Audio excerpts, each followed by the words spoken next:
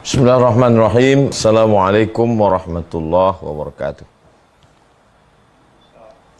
Alhamdulillah wassalatu wassalamu ala Rasulillah wa ala alihi wa sahbihi wa man tabi'ahu wa mawalah. Subhanaka la ilma lana illa ma 'allamtana innaka antal alimul hakim. Rabbi shrah li sadri wa yassir li amri wahlul 'uqdatam min lisani yafqahu qawli. Bang Alvin Firdaus beserta seluruh tim yang ada di Pontianak, tim yang ada di Riau, Bapak, Ibu, Abang, Kakak, Adik, sahabat hijrah bersama Ustadz Abdul Somad. InsyaAllah mudah-mudahan kita semua selalu diberikan kesehatan zahir dan batin, istiqamah iman dan Islam. Amin ya rabbal alamin. Tema kita malam ini, haruskah Muslim itu kaya? Saya tidak menjawab harus atau tidak harus, mesti atau tidak mesti, wajib atau tidak wajib. Saya hanya memaparkan data. Nanti ambillah kesimpulan sendiri. Pembahasan yang pertama, dalam agama apapun, dalam bangsa apapun, dalam tradisi apapun, manusia ini terbagi kepada dua kelompok. Satu namanya kelompok hedon. Orang-orangnya disebut dengan hedonis. Alirannya namanya hedonisme. Hedon ini selalu menjadikan hidup sebagai puncak kenikmatan. Makan senikmat-nikmatnya, minum senikmat-nikmatnya, perempuan mohon maaf senikmat-nikmatnya, gedung senikmat-nikmatnya. Ini kelompok hedon. Lawan daripada kelompok hedon ini adalah kelompok yang disebut dengan asketis. Orang-orangnya disebut dengan orang-orang asketis. Kelompoknya disebut dengan asketisme. Lawan, konfrontasi dengan kelompok hedonis. Mereka tidak mau berpakaian berlebihan, pakaiannya compang-camping, karena kalau berpakaian berlebihan itu dianggap melupakan Tuhan. Mereka tidak mau punya rumah yang bagus, karena dianggap kalau rumah bagus berarti nanti bisa lupa sama Tuhan. Makanan juga tidak mau. Makanan hanya sekedarnya saja. Bahkan sebagiannya puasa terus. Lalu kemudian mereka juga menjauhi perempuan. Jadi kalau nanti ketemu di tengah masyarakat ada yang model begini, kita tinggal klasifikasikan. Oh, ini kelompok hedon, ini kelompok asketis. Dalam agama juga ada itu. Agama apapun, ada kelompok hedon, ada kelompok asketis. Karena memang bawaan manusia ini memang begitu. Kita pun berkawan-kawan, ada yang model kawan itu nggak terlalu memperdulikan bajunya, sepatunya. Ini kelompok asketis. Nah, Islam ini masuk yang mana? Nah, nanti bisa ambil kesimpulan sendiri. Oke, pembahasan yang kedua. Setelah kita bahas, pembahasan yang kedua, ada dalam ajaran agama Islam ini bernama zakat. Aqimus shalah wa atuz zakah. Alladzina yuqimuna shalah wa yu'tuna zakah. Siapa yang wajib zakat? Wajib zakat kalau punya 85 gram. Dari mana datang angka 85 gram? Dari siapa yang punya 20 keping uang emas dinar. Satu kepingnya 4,25 gram. 1 gramnya sejuta. 425 gram 4.250.000. Kalau kita bulatkan saja 4 juta biar mudah ngitungnya. Berarti 4 juta kali 85 gram 85 juta bagi 12 bulan, berarti umat Islam yang wajib zakat, yang muzaki, sebulannya dia punya pemasukan 7 juta. 7 juta. Baru kena 2,5%. 7 juta. 25.000, 25.000, 25.000, 25.000, 25.000, 25.000, 25.000. Karena 2,5%. Jadi kalau 7 juta sebulan dia berzakat 175.000. 25, 25, 25, 25, 25, 25, 25, 175.000. Nah, ini dari pemaparan yang zakat ini sekarang bisa kita kelompokkan. Balik ke nomor 1. Ada hedon, ada asketis. Kira-kira orang Islam ini masuk yang mana? Nggak mungkin masuk asketis. Gimana dia mau punya duit 1 bulan 7 juta, 1 tahun 85 juta, kalau dia asketis? Nah, itu ada yang nulis, tengah-tengah. Berarti umat Islam tidak memperturutkan makannya, tidak memperturutkan minumnya, tidak memperturutkan kostum high style-nya, tidak memperturutkan nafsu biologisnya, tidak memperturutkan nafsu suka bangunan-bangunannya, tapi juga dia tidak meninggalkan dunia. Maka paling tidak dia berusaha, tanam, kerja, bisnis, dan dia 1 bulan bisa dapat 7 juta. Berarti kalau dia dapat 7 juta 1 tahun, dia dapat 85, dia sudah keluar zakat 2,5%. Haruskah muslim kaya? Sudah mulai terjawab. Jawab sendiri. Ketiga, haji. Haji itu ada namanya transportasi. Setelah transportasi sampai di sana akomodasi. Sampai di tanah suci konsumsi. Transportasi, akomodasi, konsumsi. Belum lagi nanti kena melanggar aturan kambing. Jadi kira-kira siapa yang bisa melaksanakan ibadah haji? Kaum hedon tidak bisa melaksanakan haji. Kenapa? Karena kaum hedon akan memperturutkan untuk nafsu. Kaum asketis pun nggak bisa melaksanakan haji. Kenapa? Dia tidak bisa membayar transportasi, dia tidak bisa membayar konsumsi, dia tidak bisa membayar akomodasi. Kalau gitu Islam itu di mana? Islam itu wa kadzalika ja'alnakum ummatan wasata. Dia pertengahan. Dia tetap nyari uang, nyari duit. Untuk apa kau cari duit? Aku mau bayar zakat. Untuk apa kau cari duit? Aku mau pergi haji. Aku mesti bayar transportasi, aku mesti bayar konsumsi, aku mesti bayar akomodasi. Jadi, nah ini ada yang nulis, jadi mengejar dunia untuk akhirat. Bukan mengejar dunia, mungkin membahasakannya ya. Menundukkan dunia ini untuk akhirat. Jadi orang Islam tetap sama-sama nanam kelapa sawit. Yang ini nanam kelapa sawit, yang ini nanam kelapa sawit. Yang ini nanam karet, yang ini nanam karet. Yang ini nggarap batu bara, yang ini juga. Terus kita katakan, ini hedon ini. Enggak. Kenapa?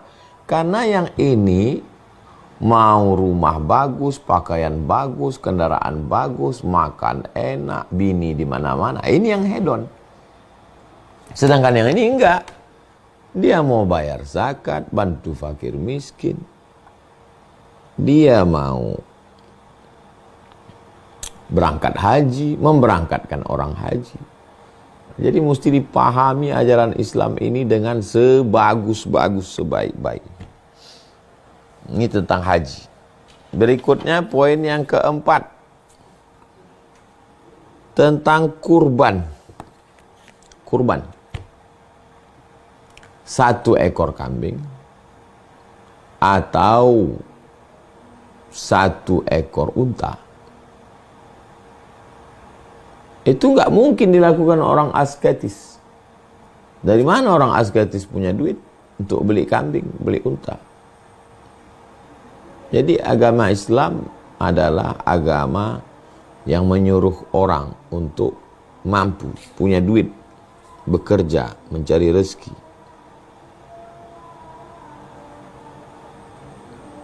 Dari 3 contoh ibadah tadi, zakat, haji, kurban, dapatlah kita tarik kesimpulan, orang Islam itu mesti kaya. Karena kalau tidak, dia tidak bisa berzakat, dia tidak bisa berhaji, dia tidak bisa berkurban.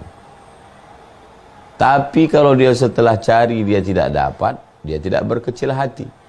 Karena ibadah bukan cuman haji, bukan cuman zakat, bukan cuma kurban. Oke, kita lanjutkan poin kelima. Itu kan pikiran Ustadz Somad saja. Pada prakteknya sahabat Nabi itu gimana? Kita ambil satu contoh sampel. Sampelnya sahabat Nabi namanya Utsman bin Affan. Utsman bin Affan waktu perang Tabuk, ada perang namanya perang Tabuk, dan Utsman ini nyumbang 950 ekor onta, 50 ekor kuda, unta untuk bawa barang-barang dan alat transportasi, 50 kuda ini untuk pasukan perang yang mau cepat, panglima-panglimanya, dan dia nyumbang 1000 dinar. Satu keping uang dinar 4,25 gram, dia nyumbang 1000 dinar. Jadi kalau 4 juta kali 1000, 4 miliar. 4 juta kali 1000, 4 kali 10, 40 juta, 4 kali 100, 400 juta, 4 kali 1000, 4 miliar. Belum dihitung unta, unta hitung sendiri. Kalau satu ekor unta 50 juta, kuda hitung sendiri berapa harga kuda. Jadi untuk uangnya saja dia nyumbang 4 miliar. Pertanyaannya, apakah mampu orang asketis nyumbang 4 miliar? Orang hedon juga punya uang 4 miliar. Tapi dia juga tidak bisa. Karena dia akan pikir, masa aku keluarkan 4 miliar ini hanya untuk nyumbang? Bagus aku buat rumah baru, kendaraan, relief-relief yang cantik, perhiasan-perhiasan.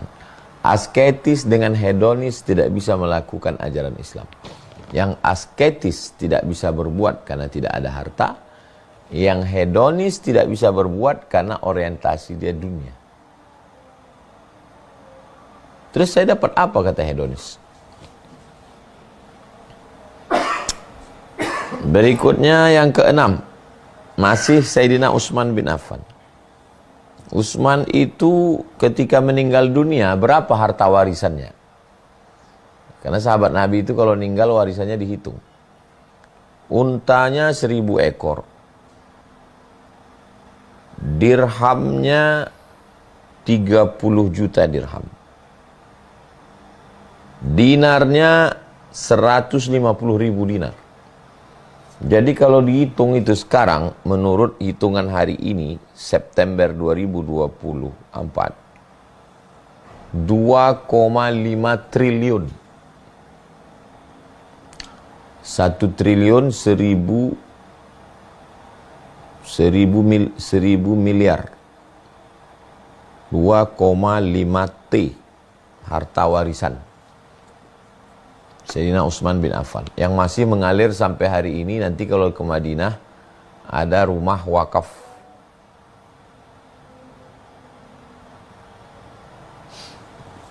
Jadi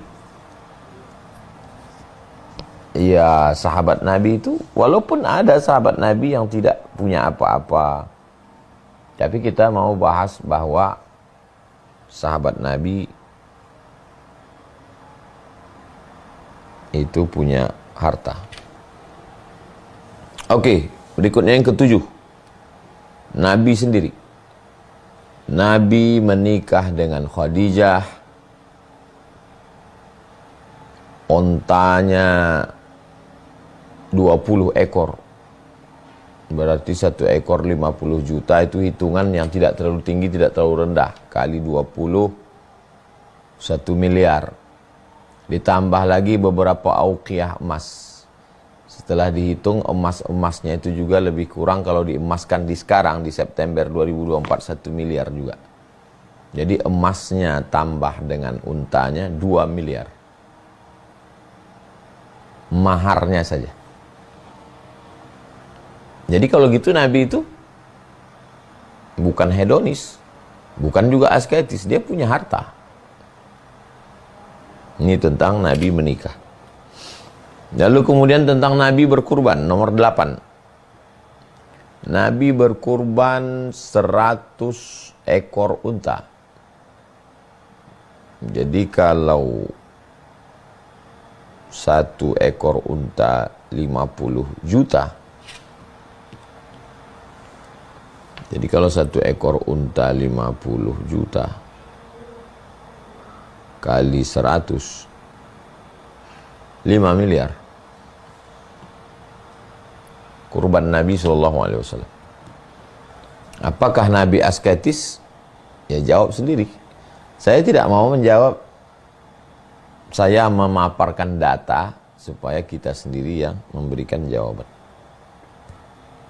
Poin ke-9. Nabi SAW ketika perang Badar tahun kedua Hijrah mendapatkan la taqillu an khamsina alfi dinarin, 50.000 keping uang dinar. 50.000 keping uang dinar. Satu kepingnya 4,25 gram, 4 juta kali 50.000 keping. Hasil ghanimah harta rampasan perang Badar itu 50.000 keping kali 4 juta. Satu keping dinar itu 4,25 gram sama dengan 200 miliar. 200 miliar. Jadi ya begitulah Nabi, sahabat Nabi. Jadi kita cerita fakta nih, data sekarang. Perang Badar tahun kedua 200 M. Oke, berikutnya 10 tentang bangun masjid. Man bana masjidan, siapa yang bangun masjid, banallah mithlahu baitan fil jannah, Allah bangunkan untuknya satu tempat di surga. Terus gimana orang asketis mau bangun masjid? Kau kenapa nggak kerja? Kenapa nggak tanam sawit? Kenapa nggak tanam karet? Kenapa tidak dagang? Ini hanya melalaikan dari dunia. Loh, terus gimana mau booking tempat di akhirat? Bangun masjid. Ibadah dalam Islam itu ibadahnya orang kaya. Bangun masjid. 2.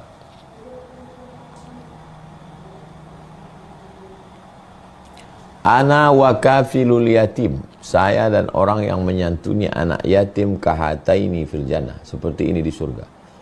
Aku nanti dan orang yang menyantuni anak yatim seperti ini di surga. Sekarang siapa yang sanggup menyantuni anak yatim? Anak yatim ini ditanggung uang sekolahnya, uang makannya, pakaiannya. Saya udah banyak keliling. Kemarin waktu diajak Ustadz Salim ke Merapi Merbabu, ada rumah bagus 2 lantai, cantik, anak-anak gratis. Semua anak yang belajar tahfiz di sini Pak Ustadz gratis. Dari mana uangnya? Konveksi, pengusaha konveksi. Jadi ya memang Muslim ini mesti kaya. Kalau enggak gimana mau beribadah? 12. Dalam hadis Sahih Muslim dinyatakan Nabi SAW, idza matal insan, kalau manusia mati, inqata'a, putus amalnya. Di antara yang amal mengalir adalah shadaqatun jariyah. Shadaqatun jariyah itu wakaf. karena itu yang kekal abadi. Sekarang siapa yang bisa berwakaf tanah? Tanah sekarang tanah kalau di pusat kota Pekanbaru itu 5 juta 1 meter. Jadi kalau 500.000 1 hektarnya 5 M, berarti 50 miliar 1 hektar tanah di pusat kota, 50 miliar. Bangunan asrama Mahat Az-Zahra yang 4 lantai itu harga bangunan 17 M. Siapa yang sanggup melakukan itu? Siapa jamaah yang mengirimkan 2-3 sak semen, batu bata, kerikil? Kita nggak pernah buat proposal ke gubernur, kita tidak pernah bawa ke konglomerat, sekalipun kita tidak pernah bawa ngemis minta ke, enggak. Kita hanya iklan, kita sampaikan ke jamaah.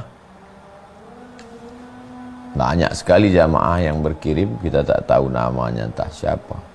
Menjaga hati jamaah dan menjaga hati kita. Saya tidak mau tertawan dengan orang-orang politik, dengan pejabat, dengan pengusaha. Karena kalau saya sudah tertawan, itu sama menjerat leher saya. Saya tidak mau, kata orang Melayu, lembu cucuk hidung. Kalau sudah dicucuk hidung, ditarik. Tak mau saya membuat saya tersandra. Dan jamaah juga tidak mau disebut-sebut Bapak Fulan. Nggak ada kita pernah nyebut jamaah. Jamaah pun nggak ingat saya pun nggak ingat jamaah. Tapi jamaah tahu amal dia mengalir. Ini kita sedang saling menjaga ini sebenarnya. Yang besar, yang kecil tak tahu. Wallahu a'lam bishawab. Tapi amal itu mengalir. Siapa yang bisa melakukan itu? Makanya tema malam ini, haruskah muslim kaya? Saya memaparkan data terus berpikirlah.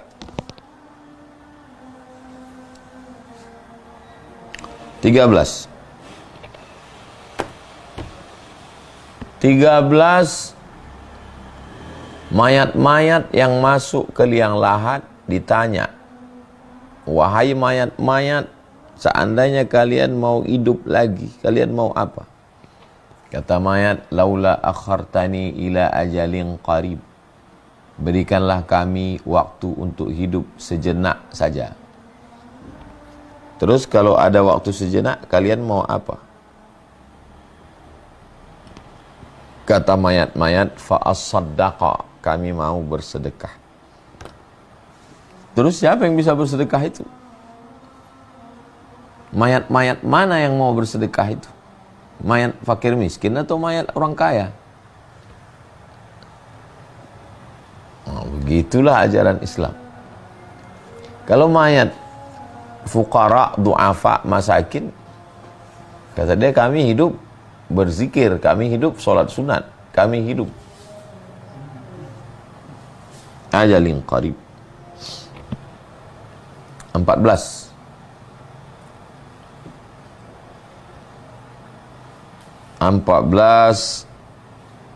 Apa itu makna? Bahasa Arabnya ghaniyun. Allah ghaniyun 'anil 'alamin. Ghani selalu diartikan kaya. Ghani maknanya cukup. Jadi ghani itu maknanya cukup. Allah ghani, Allah cukup. Allah tidak berhajat, tidak membutuhkan manusia. Jadi siapapun yang punya mental cukup, maka dia kaya. Walaupun kaya, kalau mentalnya kurang, bahasa Arabnya kurang itu fakir. Fakir, kurang. Makanya kata Nabi, iyyakum wal faqra al-hadir. Hati-hati kamu kena penyakit fakir. Kurang. Makanya Kita ini disuruh minta ghina. Allahumma inna nas'alukal huda wat tuqa wal afaf wal ghina. Allahumma inna nas'alukal huda, beri kami hidayah supaya kami jangan bingung mana benar mana salah. Setelah kami dapat hidayah, wat tuqa, munculkan rasa takut dalam hati kami. Setelah kami punya rasa takut, wal afaf, kami menjaga diri dari yang abu-abu, yang samar-samar. Setelah kami menjaga diri, wal ghina, kami merasa cukup. Puncaknya adalah cukup. Awal jalannya hidayah. Ini kemana jalan ini ya? Tahu jalan, berarti udah dapat hidayah. Setelah dapat hidayah, tuqa, muncul rasa takut dalam hati. Takut Allah, takut azab, takut neraka. Setelah muncul rasa takut, wal afaf, menjaga diri. Jaga mata, jaga telinga, jaga hati, jaga tangan, jaga kaki. Puncaknya, wal ghina, cukup. Kenapa kita tidak merasa cukup? Karena tidak menjaga diri. Kenapa tidak menjaga diri? Karena tidak ada rasa takut. Kenapa tidak ada rasa takut? Tidak dapat hidayah. Ini udah sepaket ini yang 4 ini. Kalau dapat hidayah, muncul rasa takut. Kalau sudah muncul rasa takut, jaga diri sehingga tidak makan haram. Kalau sudah jaga diri tidak makan haram, muncullah apa yang namanya ghina, merasa cukup. Malah kita yang heran, ini orang kok hidupnya kayaknya biasa aja. Ya karena dia udah sampai pada level merasa cukup. Cukup dengan sendalnya biasa, cukup dengan bajunya biasa, cukup dengan handphonenya biasa, cukup dengan mobilnya biasa. Malah yang rese itu orang lain. Kalau sudah sekaya kamu, sudah sehebat kamu, ini handphonenya mestinya begini. Kalau sudah sehebat kamu, mestinya rumahnya begini. Tapi dia udah ghina, cukup. Ya udah begini aja cukup. Nah, jadi dipahami makna ghina di situ dalam Islam adalah, jadi kedatangan Islam itu memperbaiki definisi kita selama ini yang namanya takut itu takut miskin, takut susah, takut mati. Tapi setelah Islam datang, takut kepada Allah sehingga kita tidak melakukan perbuatan maksiat. Merubah definisi sesuatu. Selama ini makna kaya itu adalah banyak harta, banyak duit. Setelah Islam datang, ternyata makna kaya itulah orang yang merasa cukup. Berapa banyak orang yang kaya, tapi tidak pernah rasa cukup, ya hidupnya nggak pernah tenang, kurang terus. Nauzubillah. Itu 14 poin kaji kita malam ini. Sebagaimana biasa 30 menit. Sekarang jam 20.32 saya kembalikan ke Bang Alvin Firdaus. Saya kira kita sudah bisa menjawab tema kita malam ini. Selanjutnya kita akan bahas dalam dialog interaktif. Saya kembalikan ke Bang Alvin. Barakallahu fikum. Wassalamualaikum warahmatullahi wabarakatuh.